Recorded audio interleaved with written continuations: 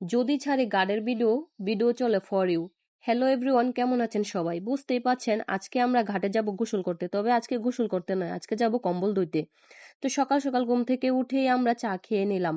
যেহেতু সকালবেলা হেভি খাবার পছন্দ না, তাই আমার পছন্দের ওল্ড টাউন চাটা খেয়ে নিলাম ড্রাই কেক দিয়ে। তারপর জমিয়ে রাখা শীতের দিনের কম্বলগুলা গুছিয়ে নিলাম এবং অনেকগুলো কাপড় চোপড় জমেছিল। এতদিন বৃষ্টি ছিল তাই কাপড় চোপড় ধোয়া হয় নাই, তাই চলে গেলাম ঘাটের মধ্যে। আর ঘাটের মনোরম পরিবেশ এত সুন্দর ছিল।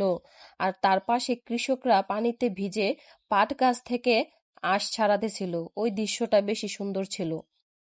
আমরা ঘাটে পৌঁছে গেলাম। আজকের আকাশটা মেঘলা ছিল। তো শুক্রবার ছাড়া যেহেতু আমার অপশন নাই, তাই ভাবলাম আজকেই ধুয়ে ফেলি। ঘাটে পৌঁছে দেখি পানিতে টইটম্বুর ছিল, স্বচ্ছ পানি, আর পানিতে পা ডুবাতেই মনটা সতেজ হয়ে গেল। তারপর নেমে গেলাম আমাদের মূল কাজে। বড় একটি পাতিলে ডিটারজেন্ট আর পানি গুলিয়ে নিলাম। একে একে সবগুলো কম্বল দিয়ে ভিজিয়ে নিলাম আর পাড়াতে থাকলাম।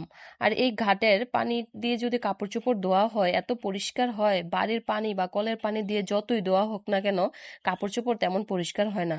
তবে আজকের ঘাট পাড় একটু বেশি সুন্দর ছিল। সকালবেলা ছিল, কোনো মানুষজন ছিল না, বাচ্চা কাচ্চা ছিল না। আমরা এই ফাঁকে সবগুলা কম্বল ভালো করে ধুয়ে নিলাম। ধোয়া শেষে আমরা বাড়িতে চলে আসলাম। তবে আজকে মেঘলার দিনে এতগুলা কাপড় চোপড় কম্বল ধোয়া উচিত হয় নাই, পুরাই গালতিছে মিস্টেক। তো অবশেষে আমরা ছাদে শুকাতে দিয়ে দিলাম। পাতলা পাতলা চাদর, কম্বল এগুলো হয়তো শুকিয়ে যাবে, বাট মোটা কম্বলটা